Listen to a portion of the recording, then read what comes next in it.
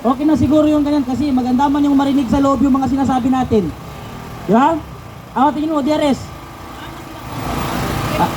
Yan man yung gusto ko, marinig sa loob. Okay. So, Supreme Court, andito na naman kami. Tuwing umaga, ginagawa naming umagahan ang pagmumura sa mga opisyal ng gobyerno na walang pakialam sa panawagan at tinig ng taong bayan. Ang gusto lang namin ay marinig kung ano ang desisyon ng kataas-taasang hukuman ng Republika ng Pilipinas ukol sa pagkidnap, pagnakaw at pambababoy sa karapatan ng dating Pangulong si Rodrigo Roa Duterte. Gusto rin namin kataas-taasang hukuman ng malungkot na Republika ng Pilipinas na ibasura kung anuman ang magiging desisyon ng ICC o ng International Criminal Court patungkol sa aming dating presidente na si Rodrigo Roa Duterte. Malinaw po ang aming pakay, malinaw po ang aming panawagan, ang marinig kung ano ang desisyon ng Supreme Court ukol sa pambababoy, panlapastangan sa ginawa ng Administrasyong Marcos sa nakaraang administrasyon na si Rodrigo Roa Duterte. Pangalawa ay ang araw-araw na sigaw ng taong bayan na suspindihin ang value added tax sa ating bansa o sa produktong langis. Napakasimple lamang ng aming inihingi. Napakasimple lamang ng aming panawagan. Pero bakit kailangan may mamatay? Bakit kailangan maghirap sa 5,000 na binibigay ni Bongbong Marcos na ayuda para sa mga driver, para sa mga Grab, para sa mga Move It? Dapat si Bongbong Marcos na lang ang mag-move it. Pumunta siya sa ibang bansa. Diba? Merong kumukuha ng 5,000 na ayuda, nakapila ng 24 hours. Pagdating doon sa tarantadong cashier na nagbibigay ng pera, sasabihin wala ang pangalan mo dito. Merong namatay dahil sa kakapila sa ayuda ni Bongbong Marcos. Mahirap na nga yung Pilipino, mas lalo pang pinapahirapan ng Administrasyong Marcos. Diba?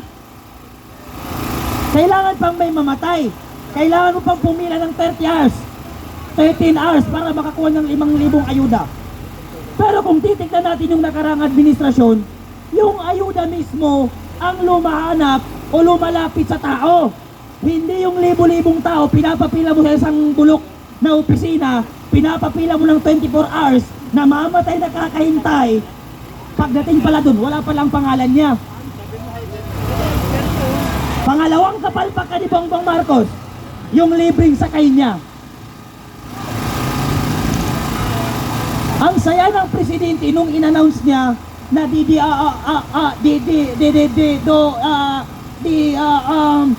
libreng sakay I think I'm wrong. Putangin ng presidente yan. Libreng sakay, sabi niya, hindi mo maintindihan kung ano ba itong presidente natin. Tapos pagkakita mo nung libreng sakay na binigay niya, 10-wheeler. Gagong presidente itong si Bongbong Marcos. Paano ka sasakay sa 10-wheeler? Paano sasakay yung mga senior citizen? Paano sasakay yung mga estudyante? Yung may arthritis, yung may rayuma. Kakasingot mo, pati libreng sakay mo, ginawa mong 10-wheeler. Anong tingin mo sa Pilipino? Basura? Diba? Ano na ang balita dun sa mga OFW na namatay? Na inuwi sa ating bansa?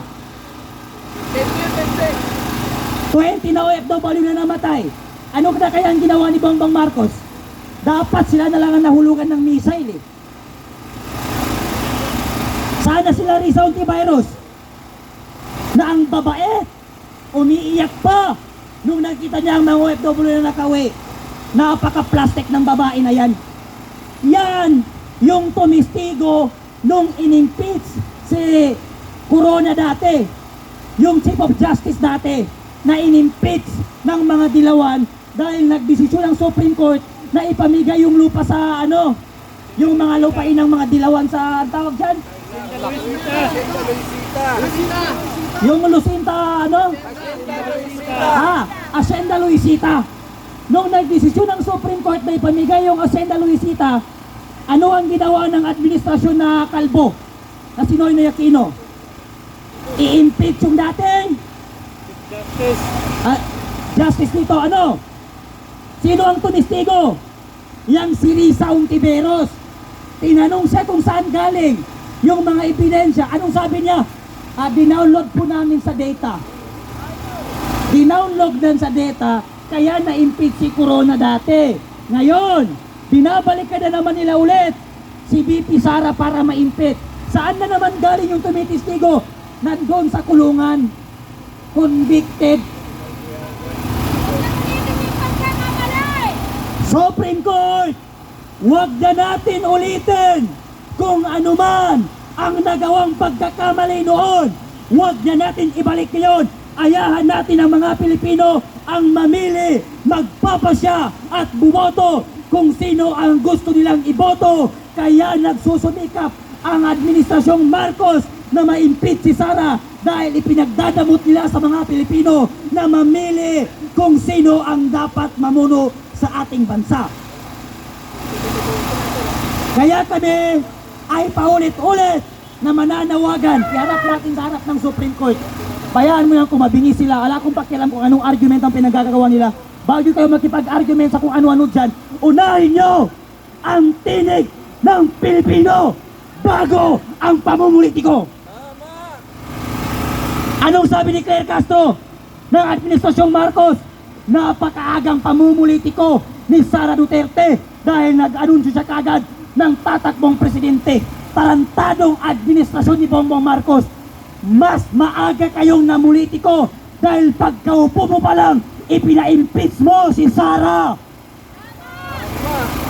Ikaw ang maagang namulitiko. Ano ang ginawa mo? Magkatapos kay Panalang Duterte, ipinakidnap mo si Rodrigo Roa Duterte. Ilang administrasyon ang dumating, ang tatay mong magnanakaw na demonyo na si Marcos Sr. hindi ipinalibing ng mga nagdaang presidente. Dahil ayaw ng taong bayan, dahil hindi maituturing na presidente o bayani si Marcos Sr. sa dami ng pinatay niya, sa dami ng ninakaw niya. Dumating si Duterte, ipinalibing yung demonyo mong tatay na ang tagal ng panahon hindi malibing-libing dahil sa kademonyuhan ng pamilyang Marcos. Hindi pa siya nagtatapos, Bongbong Marcos. Ipinapakulong ang nanay mong demonyo na si Imelda. Hindi pinayagan ni PRRD kasi matanda na daw. Pero bakit si PRRD na nagpabalik sa inyo, nagpalibing sa demonyo mong tatay, pinabalik kayo, ipinakidnap mo kahit alam mo na wala tayo sa ICC o hindi tayo membro ng ICC.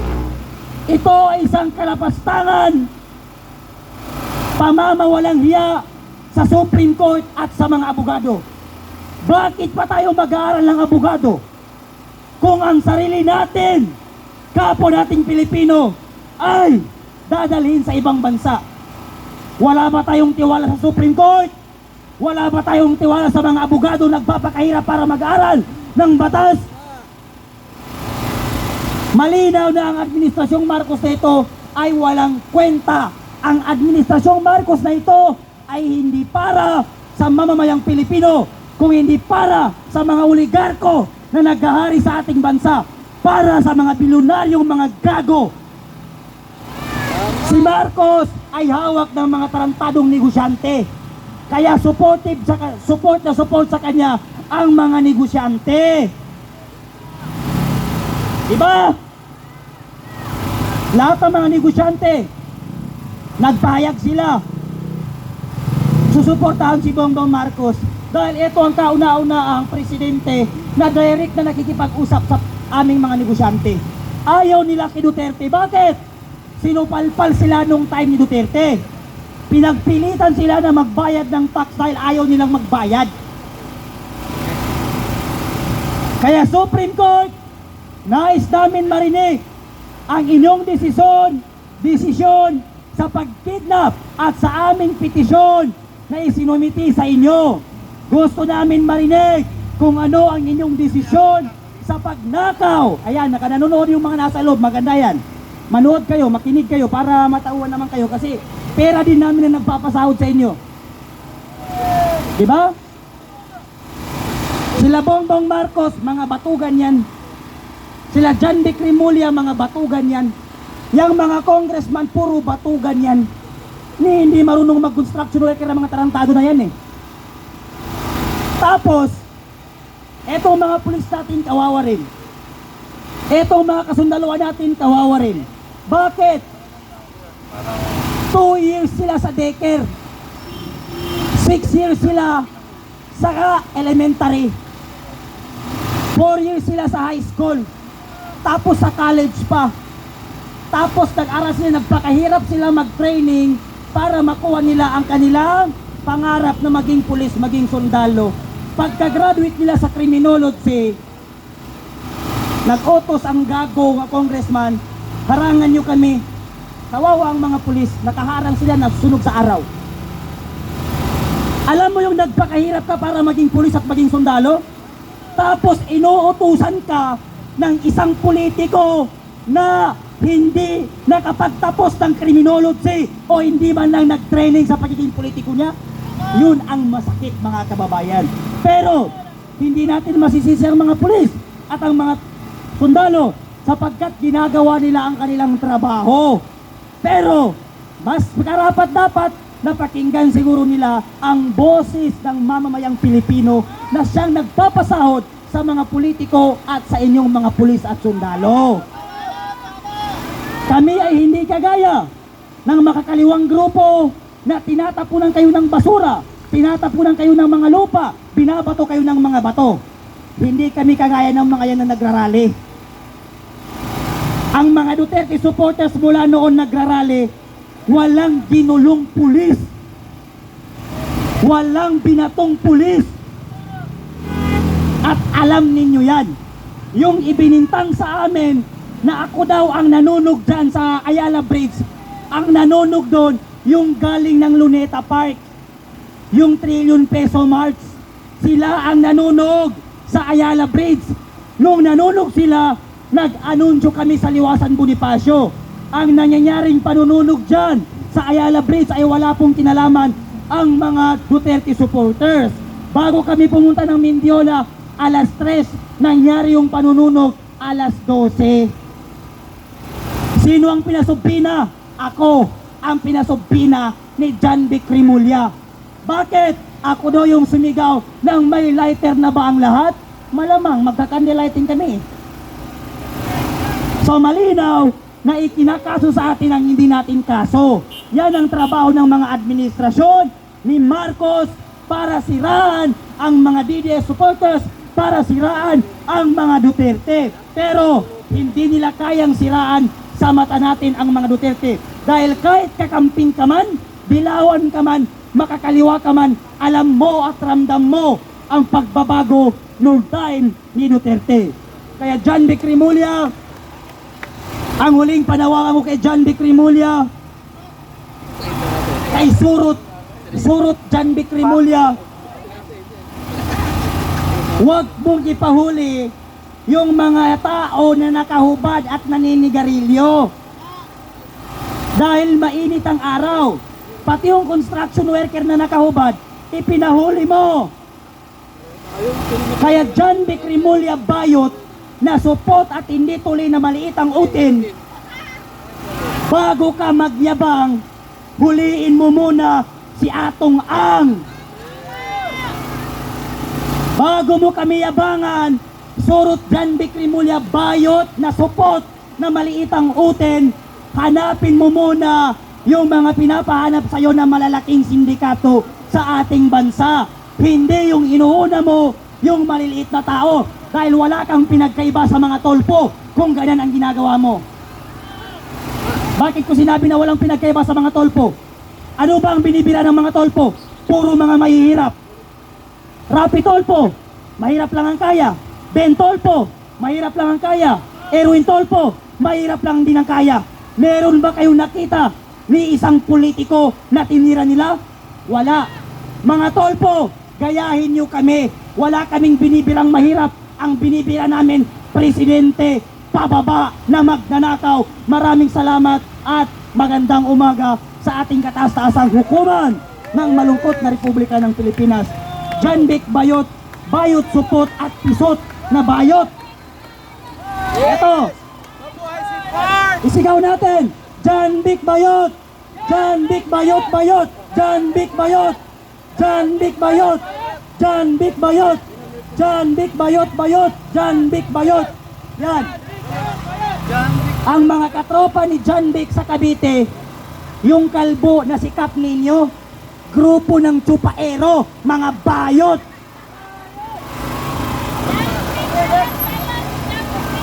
Okay, ang